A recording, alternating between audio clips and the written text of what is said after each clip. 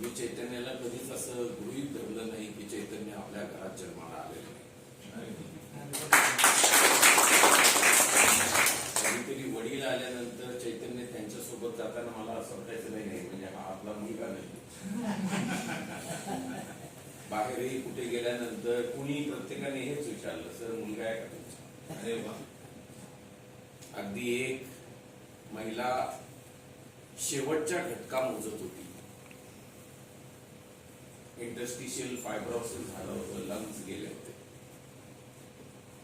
आणि त्यांना सांगितलं कानामध्ये कोणीतरी की अपरांती सर आले. आणि माझ्यासोबत चैतन्य होतं त्यावेळेला. तर त्यांनी फक्त मास्क, तो त्यांना लावलेला ऑक्सिजन असा खाली केला आणि ते त्या म्हटल्या की सर खूप आनंद झाला, मुलाला घेऊन आला. माझी त्यावेळेला हिंमत झाली नाही त्यांना सांगायची की हा मुलगा नाही. मी ते तिथल्या तिथे तसंच मान्य केलं. म्हणजे ज्याला आपण म्हणतो बायोलॉजिकल फादर पेक्षा आपल्याला घडवतो ते वडील जास्त महत्वाचे ठरतात. चैतन्याने, त्याच्या वडिलांनी, चैतन्याच्या आईने त्या गोष्टी इतक्या सन्मानाने माझ्याकडे सुपूर्द केल्या, यासाठी खरंच मला प्रचंड आनंद झालेला आहे. अशाच प्रकारे आपण बाबासाहेबांच्या विषयी म्हणतो आणि जाहीरपणे म्हणतो की आमचा खरा बाप डॉक्टर बाबासाहेब आंबेडकर. आमचे बायोलॉजिकल वडील कोण, काय, कसे आम्ही कधीच विचार करत नाही. आणि तरीही संवेदननी त्या सगळ्या मर्यादांचं उल्लंघन करून मला बायोलॉजिकल फादरच्या सोबतच त्याने मला त्याचा मेंटॉर म्हणून जी एक पदवी किंवा एक जागा प्रदान केली, त्यासाठी जसे मी चैतन्यच्या कुटुंबाचे आभार मानले तसेच मी आज संवेदनचे पण आभार मानतो. आणि आजचं खरंच संवेदनचं भाषण ऐकल्यानंतर मला खऱ्या अर्थाने असं वाटलं की या भाषणानंतर संवेदन अपरांती खऱ्या अर्थाने जागतिक पातळीवरचं नेतृत्व आहे. आपल्या मनामध्ये खूप शंका असतात स्वतःच्या मुलाविषयी, परंतु आज माझ्या सगळ्या शंकांचं मनात ही शंका असते की तितक्या प्रगल्भपणे आपला मुलगा विचार मांडू शकेल. कधी कधी कसं असतं, डिग्री इतकी मोठी मिळालेली आहे की त्या डिग्रीला अनुरूप वर्तन आणि वैचारिक प्रगल्भता असतेच असं नाही. खूपदा डिग्री जास्त मोठी असते. जसं ते सारांश चित्रपटामध्ये मी पाहिलेलं वाक्य मी कायमचं डोक्यामध्ये नोंदवून ठेवलेलं आहे की सरकारी अधिकारी ते मुलाच्या अस्थी येण्याच्या साठीचा ज्या प्रकारे वडील वाट बघत असतात आणि सरकारी अधिकारी त्यामध्ये अनेक प्रकारचे अडथळे निर्माण करतात, तेव्हा ते वडील फक्त एक वाक्य म्हणतात आणि ते मी कधीच विसरलो नाही कि इतनी बड़ी कुर्सी पे इतना छोटा आदमी किसने लाया. अनुपम खेर म्हणतात, इतनी बड़ी कुर्सी और उसके ऊपर इतना छोटा आदमी, ये ऐसे कैसे हो गया, हमको ये बदलना पड़ेगा. अपरांती अकेडमी के काम मुलांना पुढच्या खूप मोठ्या मिळणार आहे. संवेदन दादाने जसं सांगितलं की हळूहळू एक एक एक एक टप्पा ते निकाल येणार आहे. मी चैतन्याला वॉर्न केला आज की तू कदाचित बघ त्या प्राध्यापकीमध्ये रमून जाशील, पण मी तुझ्यामध्ये प्राध्यापक बघत नाही, मी तुझ्यामध्ये IAS बघतो. त्याला कारण असं आहे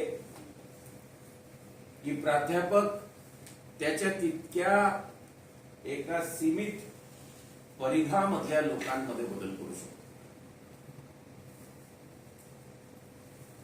IAS चीफ इलेक्शन कमिशनर होऊ शकतो. सगळ्या ज्या मोठ्या संस्था आहेत त्या संस्थांच्या शेवटच्या टोकावरती जाऊन बसण्यासाठीची ती एक व्यवस्था निर्माण झालेली आहे. आणि ही व्यवस्था आपल्या ताब्यात नाही याचं आपल्याला दुःख असलं पाहिजे. मग त्या व्यवस्थेमध्ये जेव्हा आपला माणूस जाईल तेव्हा तो मच्छर असता कामा नये. खुर्ची खूप मोठी आहे, त्याच्यावर बसलेल्या माणसाकडे बघून जर कोणी म्हटलं इतनी बडी कुर्सी पे ये मच्छर किसने लाया, मग आपल्याला मच्छर नको आहे तिथे. कारण आता जे समाजाला आलेलं स्टॅग्नेशन आहे, आपण तरुणांना विचारा की ते काय करताय, ते काही करताय, ते पूर्ण भरकटलेले आहे. बरं, झोपडपट्ट्यांमधले दारू पिणाऱ्या तरुणांविषयी बोलत नाहीये मी. अपरांती अकॅडमी मधून पास आउट झालेले बाहेर गेलेल्या तरुणांविषयी मी म्हणतोय. पूर्ण भरकटलेले. त्यांच्याकडे पाहिल्यानंतर त्या दिवशी मला कोणीतरी सगळे असे सगळ्या गोष्टी दाखवल्या. अरे माझे विद्यार्थी इतनी बडी कुर्सी पे इतने छोटे मच्छर अशाच प्रकारे बनणार आहेत. ती काय, एका शिक्षकाला हे सगळ्यात मोठं सतावणारं दुःख असतं. जे माझ्यापेक्षा मोठा शिक्षक त्यांच्या शेवटच्या काळामध्ये त्यांना भ्रमिष्ट झाल्यासारखं झालं होतं. आणि त्याचं कारण हे होतं की त्यांनी जी बीज पेरली होती त्याला अंकुरच फुटत नव्हते, आणि जे फुटत होते त्याला वाळवी लागत होती. त्या माणसाचं शेवटचं दुःख काय असेल याची जगताप सर आपण कल्पनाही करू शकत नाही. आणि म्हणून मला असं वाटतं शेवटचा टप्पा, कारण आपल्याकडे वेळ एकदम आज असं टाईट शेड्यूल झालं. शेवटचा टप्पा असा आहे सुशील, आपण स्टॅग्नेशन मधून बाहेर येऊया, बाकी काहीच करायचं. आणि त्या स्टॅग्नेशन मधून बाहेर येण्यासाठीचा करिक्युलम काय असावा, त्याचा सगळ्यात महत्वाचा करिक्युलमचा पार्ट आहे. मी रोज तुम्हाला तो मेसेज मिळून तुमच्यामध्ये एकदा तरी भावना निर्माण व्हावी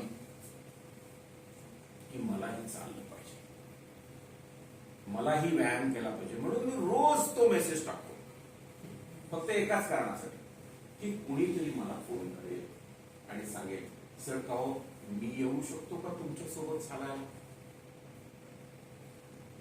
पुढचं दुःख मी व्यक्त करणार नाही, कारण एखाद दुसरा स्टुडंट येतो पण इतकी वाळवी लागलेली आहे की तो पुन्हा 2 दिवसानंतर आपल्या पूर्वपदावर जातो. शिक्षकाला हे फार मोठं दुःख असतं. जे दुःख बाबासाहेबांना होतं आणि जे दुःख बाबासाहेब शेवटचे 5 वर्ष अनुभवत असतील, ऍक्च्युअली मी खूप लवकर त्या दुःखातून जात आहे सध्या की अरे ही माणसं अशा प्रकारे का वागतात, ही इतकी फास्ट मागे कशी जातात. आता संमेलनाने तर हिशोबच लावला. आपल्या 7,500 तासांमधले 7 तास तर त्यांच्यापर्यंत पोहोचायला हवे. आणि तेही जर पोहोचत नसतील आणि आजच्या क्षणाला त्या 157 विद्यार्थ्यांमधले 7 तास यायला हवे होते, आणि आपण काय नुकसान केलं यांचं. आपण येथे काय त्यांना इथे आल्यानंतर सांगतो की हे लादी पुसा, झाडू मारा, माझं डोकं दाबून द्या, माझ्या पायाचे तळवे घासून द्या, असं काही तुम्ही कधी सांगत नाही. मग त्याच्यानंतर या विद्यार्थ्यांमध्ये जर अशा प्रकारची प्रवृत्ती निर्माण होत असेल तर आपल्याला कुठेतरी संस्थात्मक पुनर्रचना करण्याची गरज आहे.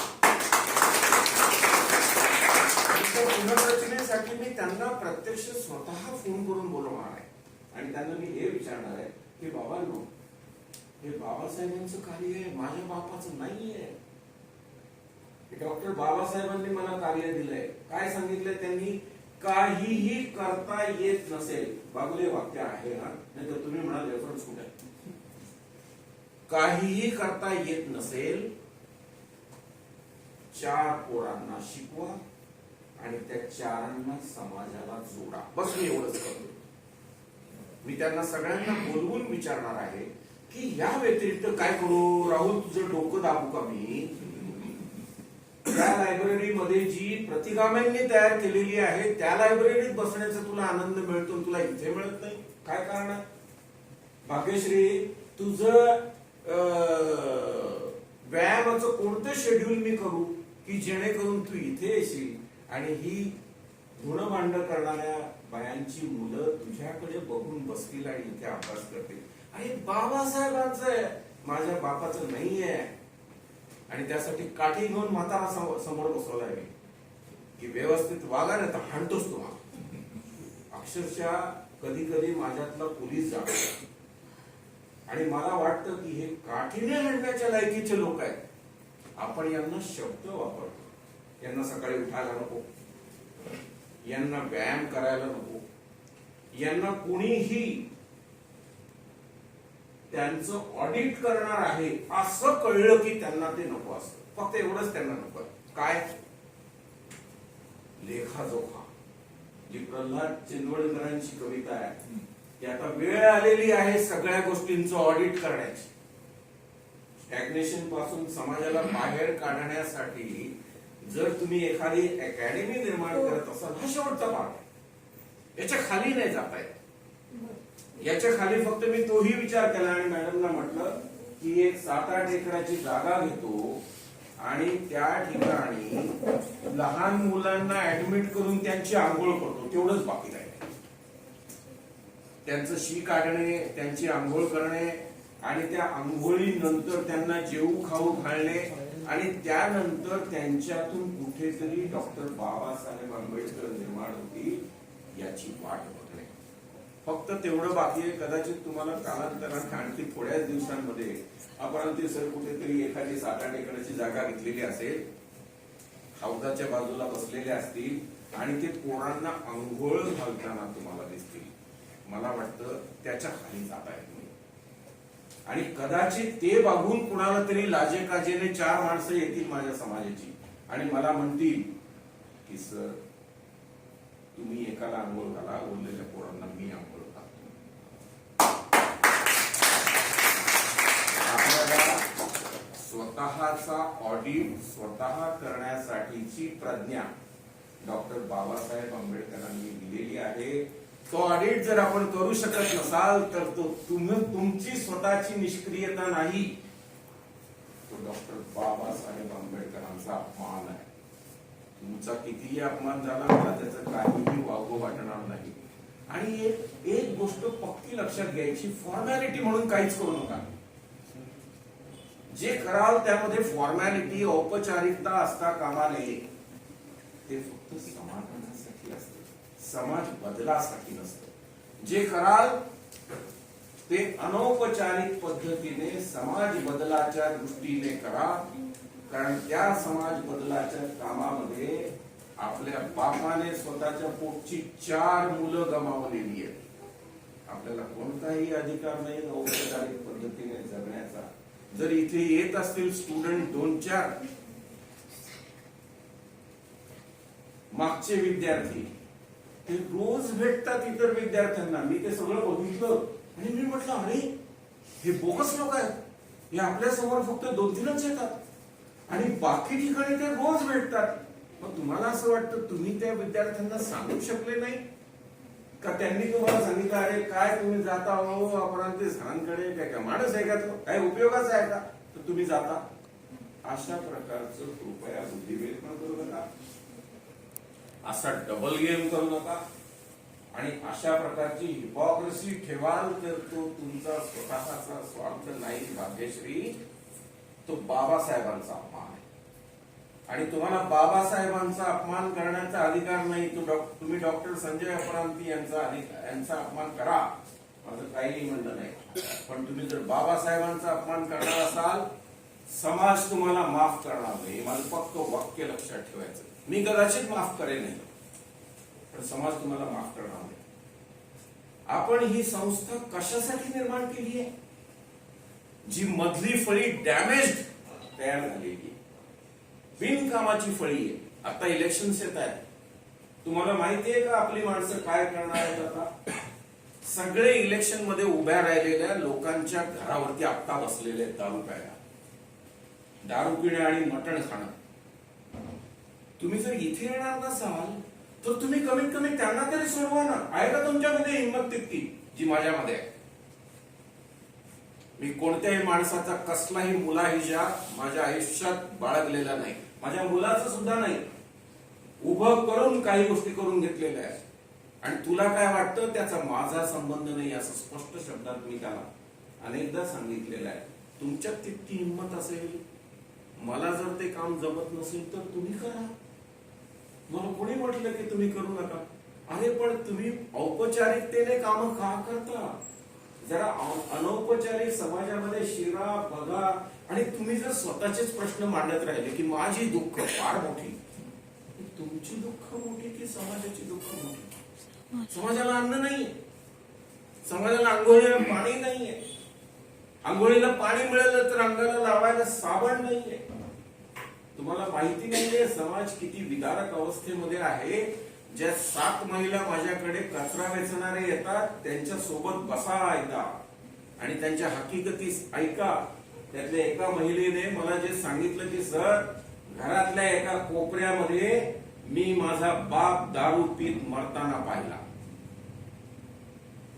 वाईट या गोष्टीचं वाटतं की कालांतराने त्याच कोपऱ्यात माझा नवरा दारू पीत मरताना मी पाहिला. त्याच्याही पुढे जाऊन आज माझा मुलगा त्या कोपऱ्यात बसतो आणि दारू पितो. मी माझं दुःख कुणाकडे मांडू? मला फक्त एवढंच कळलं की समाजामध्ये हे दुःख मी अपरांती सरांकडे मांडू शकते. आणखी काय क्वालिफिकेशन पाहिजे तुम्हाला? आणि अशा माणसाच्या कडे तुम्ही फॉर्मल फक्त तोंड देखले येत असाल तर माझी आपल्याला सिन्सिअर विनंती आहे, आपण न येण्याने माझं काम थांबणार नाही. कारण ते काम मला डॉक्टर बाबासाहेब आंबेडकर, हे काम जसं संवेदनाने मला काल परवा विचारलं की बाबू काय म्हणजे कसं तुम्ही असं करू शकता, का करता तुम्ही? म्हटलं काहीच नाही मी करत आहे, मला फक्त मी कन्व्हिन्स्ड आहे, मला तू कन्व्हिन्स करून दाखव की हे चुकीचं आहे, मी बंद करून टाकेन. आणि मग त्याने हिशोब काढला की किती तास तुम्ही यांच्यासाठी काढले असतील. याच संस्थेमध्ये मामूली ब्लड प्रेशर वरून मी टर्शरी ब्लड प्रेशर लागलो. या संस्थेमध्ये प्री डायबेटिक वरून मी टर्शरी 3ऱ्या टप्प्याच्या डायबेटिक मध्ये रूपांतर माझं झालं. पण एक सांगतो तुम्हाला, इथेच मी शेवटचा श्वास सोडेन पण माझ्या बापाशी प्रतारणा करणार नाही.